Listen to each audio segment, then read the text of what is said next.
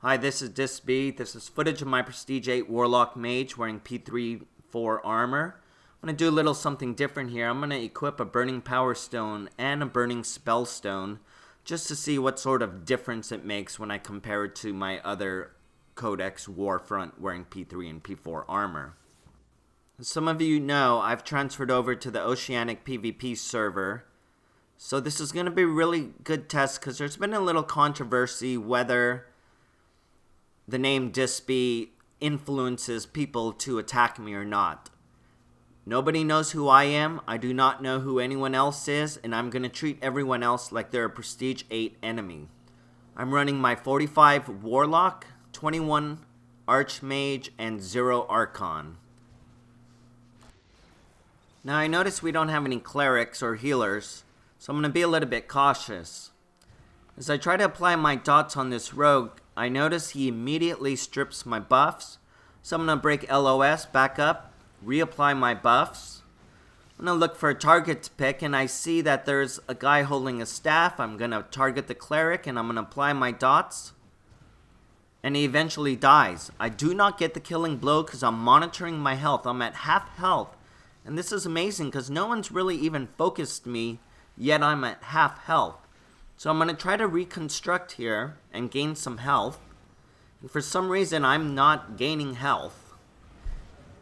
Great, now I got this rogue and I'm going to mass fear. Great, now I have 2 rogues on me, so I'm going to immediately go to survival mode. Pop both my lifesavers. I get a hasten withdrawal proc. I notice my teammate kills the other rogue, so I'm going to try to bring him back. I'm going to get ready to cast Phase Shift. Now Phase Shift is on a 5-minute cooldown and it uses my charge, basically 10 charge for every second. I was at about 3/4 charge, so I would have been completely immune to damage for about 7 seconds, which would have allowed my teammate to easily kill that guy. Now I didn't have to pop it, so I always have that lifesaver up. Remember, it's all about defense. You guys gotta learn how to defend yourself.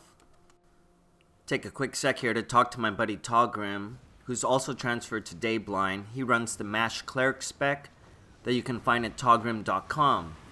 I got this Cleric here. I'm going to drop Radiate Death as soon as those 2 rogues enter the picture. Pan my camera real quick. I notice we have a 4th ally sitting on the ledge shooting the arrows. So these 2 should die fairly easily.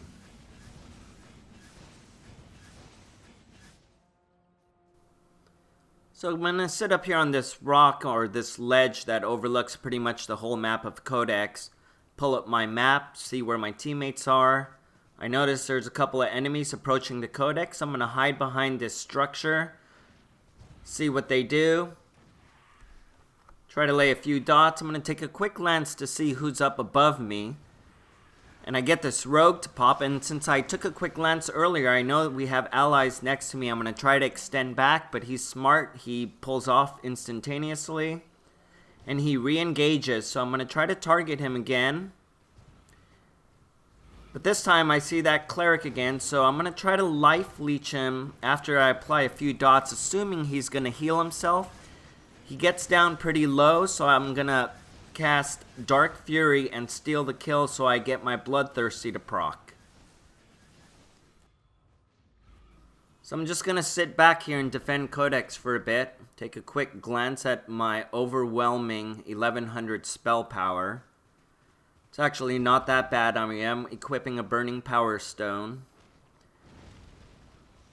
And I'm just going to lay down a few dots. Basic rotation, life leech, because this guy's probably RSNB rogue.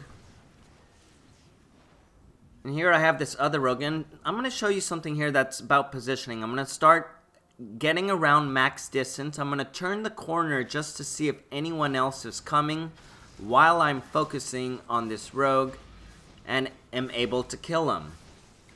If there were people going around the corner, then I can easily back up, and I'm allowing myself a good amount of distance that they could not catch up to me right away. So when we talk about positioning, there's really 2 reasons. One, I want to protect myself and make sure I don't get overwhelmed by more Defiant. And the second is, if I get in trouble where this rogue just starts hammering me, I can easily back up and be out of range for him. Now I see pretty much the whole team is approaching the codex.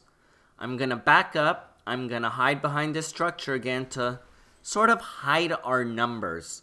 You see we have some allied just below the ledge that they can't really see. And now this guy is starting to extend this rogue out. And I'm going to start working on him, and he immediately starts backing up. Now we're clearly outnumbered here, so there's no point in just going in there. Instead, what I'm going to do is I'm going to start building up my charge here on this guy. I'm going to try to cast a few void bolts on this pet.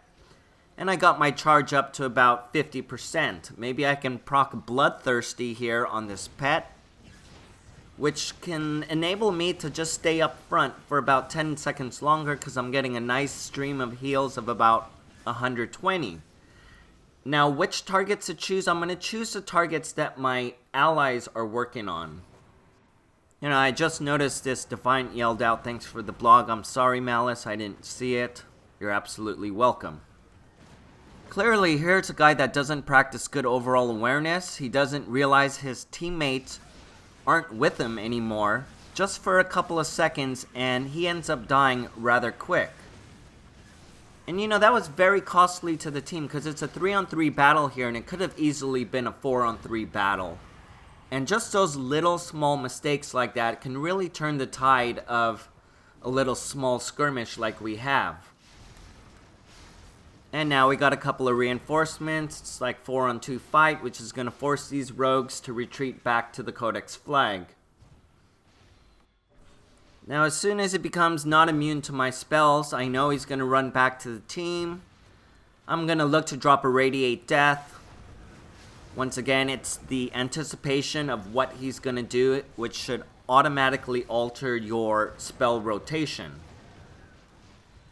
So as we back up here, try to extend or bait other people to come out. You're going to see I hang out really close to this structure to my right here, in case I need to break line of sight for any reason. So just looking at the mini-map or even on your screen, you can see we have a lot of teammates here. So I'm sure we're going to make a push to the Codex. And I see this pet, and for two things, I want to drop a nice Radiate Death because I see that pet going back to its owner. Easily land it, and you can see all the numbers just streaming across. That's just free damage. You know, when I make these videos, I know I play a ranged DPS, but I try to make them so non-class specific. And I really want to focus on positioning. In a second here, you're going to see there's a rogue on the left-hand side who's a little timid to join the battle. And what I do is I'm going to go away from that rogue as I'm focusing on other targets. And by the time this rogue enters the battle, it's way too late. The battle is over. But I'm allowing myself to not be in a position where I can get hurt, swarmed, stunned, you name it. Since most of our team is sitting here at the Codex, it immediately tells me one thing, that our other flags are undefended. So as I look over at statue, sure enough, there's two Defiant there. I'm going to jump down there and I'm going to position myself on the right-hand side in case it gets bad. I can easily kite back to the Codex. Now I'm going to dot up this guy. I'm going to silence him so he can't do anything. He dies, and now look, now it's a 3-on-2 battle, a 4-on-2, and they have reinforcements on the way, but just killing him when you had the chance to kill him is making all the difference in these little small skirmishes. Now, we totally have the momentum. They're backing up, they're on their heels, we're pushing. Now I'm just going to work on this Chlorodom, it looks like, and don't really do much to him. He cleanses everything. But I'm just going to keep him preoccupied. As we all know, Doms can play can have a serious effect on a little small skirmish. So I'm just going to try to keep him busy, chase him. I'm just watching him cleanse all my dots. I'm not really doing anything. He gets a little scared. He knows he's going to have to eventually run, and he decides to run right now. which means I can just turn back and we can all focus on what's left here at the statue. Now, I'm not really sure if, we have the better team or not. I mean, we definitely have a well-balanced team, but it's all about trying to make a difference, and I feel like I've made a couple of good moves and good calls as to where I want to be, where I want to position myself as a team. I'm going to come up here and try to defend the Codex.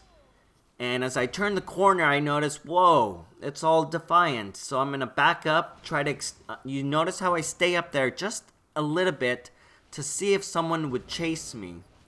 And as I try to come down, I pan my camera and, hey, you know what? I'm kind of glad no one came down because I didn't realize everyone would be gone from the statue.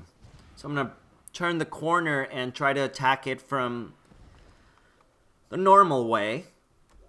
I talk so much about overall awareness and positioning, and almost to a point where I'm starting to feel like it's really redundant and repetitive.